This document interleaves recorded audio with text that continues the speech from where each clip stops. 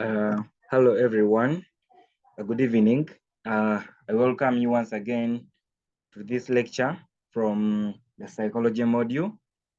So this lecture is the 60th lecture, and it's on psychological interventions in a healthcare setting. Once again, my name is Kato Alex Male. Let's get started right away.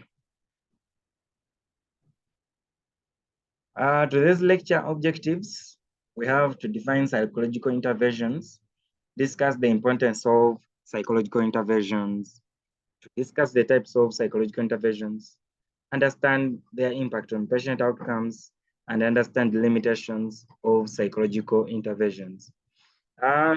This topic of psychological interventions covers the use of the psychological interventions, for example, cognitive behavioral therapy. We're going to see all of these, don't worry. Mindful-based stress reduction and relaxation techniques in healthcare settings to improve patient outcomes. So, what are psychological interventions? In healthcare setting, this refers to the therapy and the treatments aimed at improving mental health and well-being through psychological techniques and strategies. Remember, when you admit your patient in your health facility, these patients have different perspectives of what they are going through. And therefore, if you don't try to intervene, the way they are perceiving their conditions, if you don't try to intervene, the way their conditions are trying to make them, the things their conditions try to make them go through, you might lose your patient, or your patient might not adhere what you actually tell them. So the importance of psychological interventions, one, enhance the patient well-being, like we have said that it's literally intervening in someone's psychology. For example, you try to give them guidance and counseling. You try to educate them on their condition. You try to give them supportive treatment. You tell them stories, positive stories. You understand? You bring in other people who went through the same condition but succeeded in managing it. You bring in people who are already victims of the condition, but they are positively living with it and they are having a happy life. You get it? You bring in stories of those, yes, there are those who died with the condition, but it's not that very condition that actually took their lives. You get it? So the whole of this supportive treatment is what we refer to as psychological intervention. So whenever you bring in such psychological support, you find out that we shall have enhanced patient well-being, we shall have improved the treatment adherence. Someone will adhere to the treatment, even if it is chronic treatment. I mean, by chronic, I mean lifetime treatment, whereby someone has to take a certain dose of drugs for a lifetime. Still, they will adhere to it once they know they get informed of anything to do with the psychology of the conditions they are going through. Then another importance is prevention and early intervention. Yes, psychological intervention tries, in case someone, for example, has a cancer, whenever you try to intervene in their psychology a bit earlier, they will, at least it will not advance to further stages. Also, once you try to educate someone of their conditions, you're trying to intervene the condition before actually it progresses to further highly risk stages.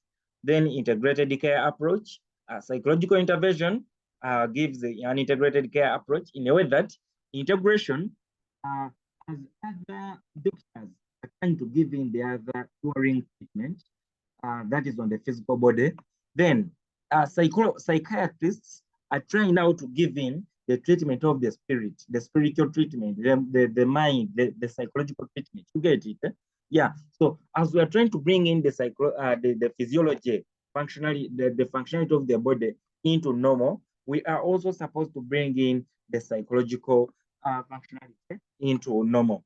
And thus, this is what we call integrated care approach. In other words, we are trying to make all aspects of this patient's life get to normal, and it also increases the rate at which these conditions normalize. That's what we refer to as integrated care approach.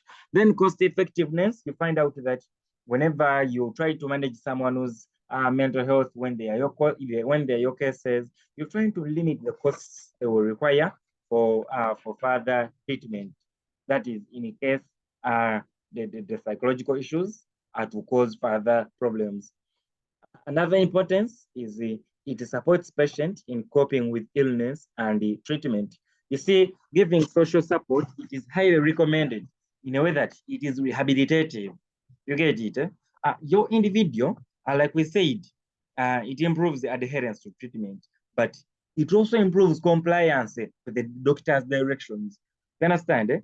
And therefore, your patient, your patient will now try to comply with what you tell them. And then another case, whenever you bring in some other people who have gone through the same condition, and then they are trying to give some to energize the patient who is now going through that particular condition at that time.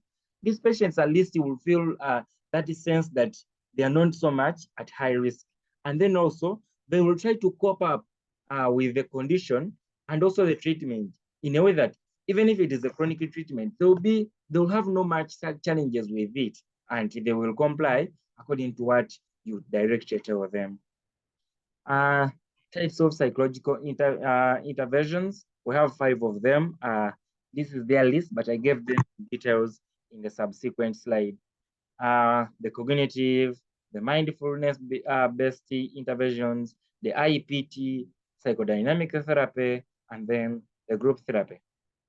To start with, we have the CBT, that is the cognitive behavioral therapy. This is a widely used therapeutic approach that focuses on identifying and changing negative thought patterns and behaviors. You get it? In other words, here you're trying to bring in a positive attitude to your patient. You're trying to clear all the myths.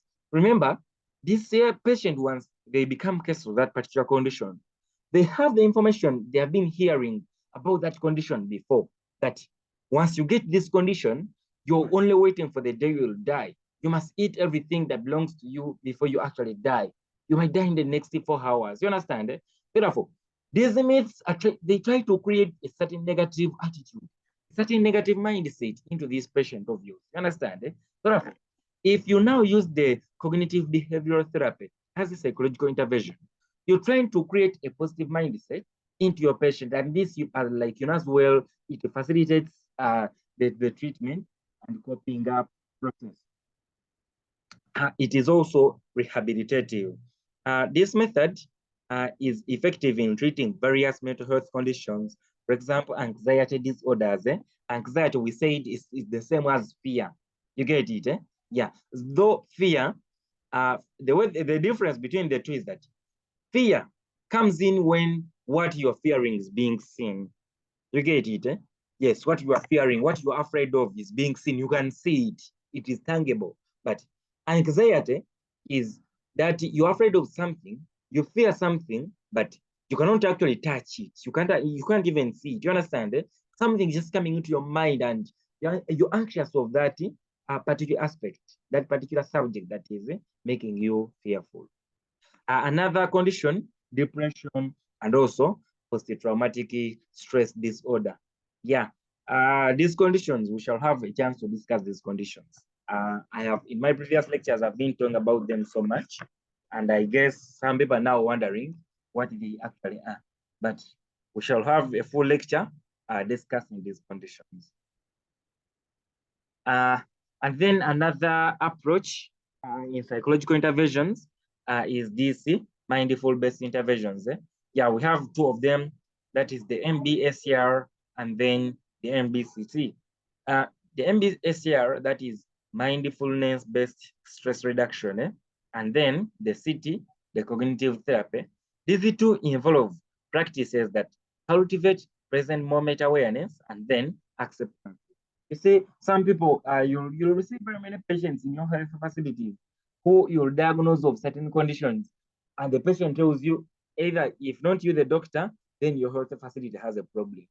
You get it? In other words, this patient doesn't admit actually that they have the condition. You understand? Yeah. So these 2 now approaches have been shown to reduce stress, they improve mood, and enhance overall well-being in a way that an individual develops that sense of acceptance that I actually have the condition and I have to comply with what the doctor is telling me. You get it? Remember, whenever an individual lacks acceptance to their condition, it also makes it hard for them to adhere to the treatment. It makes it hard for them to comply to the doctor's directions. You understand? Yeah. So these two approaches that are mindful based, they are trying to give that clearance to this individual. This individual, now you as a doctor, as you clear it, you try to educate them on their conditions that they're actually going through. You try to give education on these conditions, symptoms, how to live positively with the conditions. You understand? Much as they can be chronic conditions.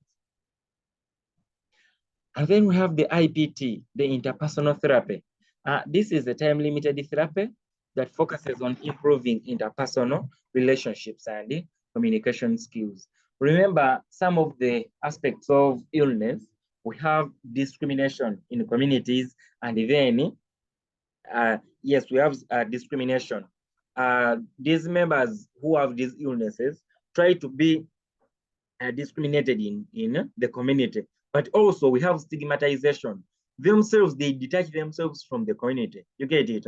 Discrimination is provided by the community to the ill person. And then stigmatization is that tendency of the patient, of that ill person, to detach themselves from the community. In other words, people who have certain conditions try to develop that personality disorder of antisocialism. We shall discuss these personality disorders at the end of this module. So as they try to develop these antisocial behavior or personalities, it makes it hard for them to heal faster. In other words, it's even more risky because they don't have that person to talk to about their conditions. You get it? They don't have that someone who's going to actually advise them. In other words, they cannot even communicate well, even if it's their relatives. You understand? So such a therapy in psychological intervention tries to bridge that gap between these individuals and the communities, between these individuals and their families or and their loved ones. You understand? We also try to give a therapy to their loved ones, to the communities. We try to educate them that people who are in this condition, people who are disabled, people who are HIV positive, they are not actually dangerous, maybe, or it doesn't mean that they have come to their end of lives. No, let's not discriminate them. It doesn't mean that we shall contract the conditions that they are actually going through. You understand? So such a therapy tries to bridge that gap between this patient and then their respective communities. This method is often used to treat mood disorders, for example, depression, and here it tries to address related grief, role institutions, interpersonal disputes, and interpersonal deficits. I think I have indicated it. I've tried to describe this, and I guess colleagues, you have tried to actually understand. Good. And then the other approach is the psychodynamic therapy. This is a form of psychoanalytic therapy that explores unconscious thoughts and feelings to gain insight into a person's emotional struggles and behavioral patterns. Remember, when someone develops a certain condition, we have these behaviors that these people tend to call unconscious behavior. Someone tells you that, doctor, you know what? This happens when I actually don't, I also find myself have done this. You understand? Yeah. Now, this approach is to go deeply into such unconscious thoughts and feelings, into those unconscious behaviors, psychodynamic, dynamic movement or interchange, like something which is active, or I should say, you get it, Yeah. And then psycho, now this comes to the mind, to the mood, to the psychology. You get it, Yeah. So this type of therapy, you're trying to investigate it deeply into these unconscious aspects of this patient's behavior. And guess what? It aims to help these individuals develop a self-awareness and make positive changes in their lives. In other words, you are trying to limit those behavioral aspects that this individual thinks he or she not actually control. You get it, Yeah. And then the last aspect of personality into psychological interventions is the group therapy. This involves a therapist leading a group of individuals with similar mental condition, similar mental health concerns in discussions and activities aimed at promoting healing and personal growth. Remember, in public health, that is in communities, we encourage a lot of collaboration among communities. You get it, eh? Collaboration and then involvement. In other words, there is this slogan which says, there is nothing about us without us. You get it, eh? We cannot try to address a condition you people are going through without actually engaging you. You understand, eh? Now, in the growth therapy, we are trying now to reach out to the individual, to the different individuals who have this similar mental health condition. It might not be necessarily a mental health condition, but even if it's HIV/AIDS, it is able to bring in mental conditions. You get it? Eh? Now, these people are sharing a common thing, a common factor, that is the HIV/AIDS positive. You get it? Eh? And then it subjects them to different mental disorders. And we are trying to bring up these people together. And they try to share their experiences with the condition. They try to share how they're managing this condition. You understand? Eh? So they bring in different ideas. There are those who have really managed it, and they have complied well to the doctor's directions. They have adhered to the RVs. You get it? Eh? Now, and they are trying to see positive signs. They have cleared from any other associated conditions. For example, tuberculosis. They are cleared from skin infections. You get it? Eh? Yes. And even they don't have AIDS actually. They just have the virus. Those two are different. Yeah. So these people try to share their experiences with the condition. They try to, give guidance and counseling to their fellows within that particular group. The role of the therapist now is to try to modulate this group. Usually, these therapists, we actually employ therapists who are also positive of that particular condition. That's why I told you there is nothing about us is without us. Eh?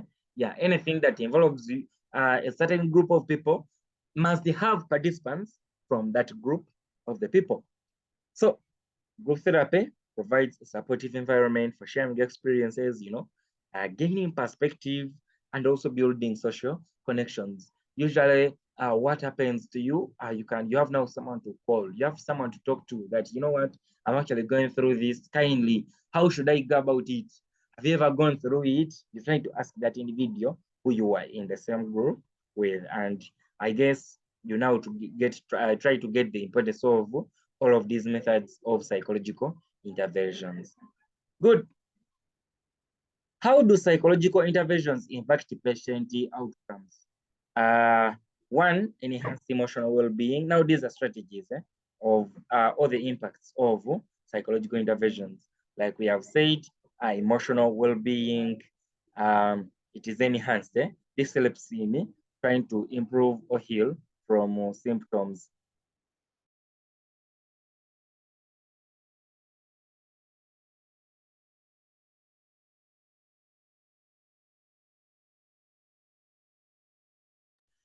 Yeah, and then we have behavioral change. Yeah, excuse me for that break.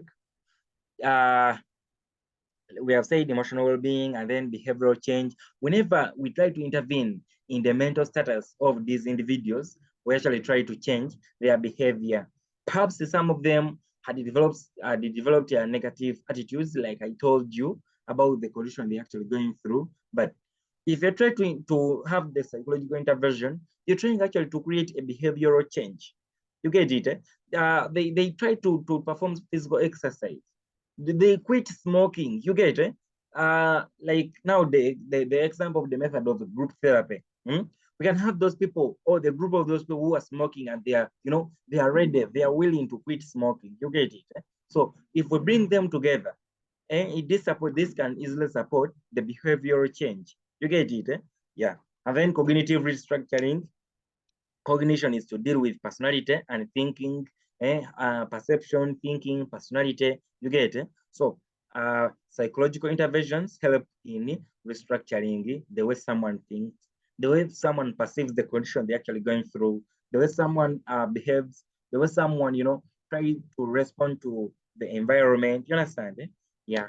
And then another impact is enhanced coping skills. Yeah. Psychological interventions try to give rehabilitation. Yeah, an individual is positive of the condition, but they're actually trying to manage the condition in a way that they are positive, they are living with this condition, but the condition is not becoming a burden to them. You get it, eh? Yeah.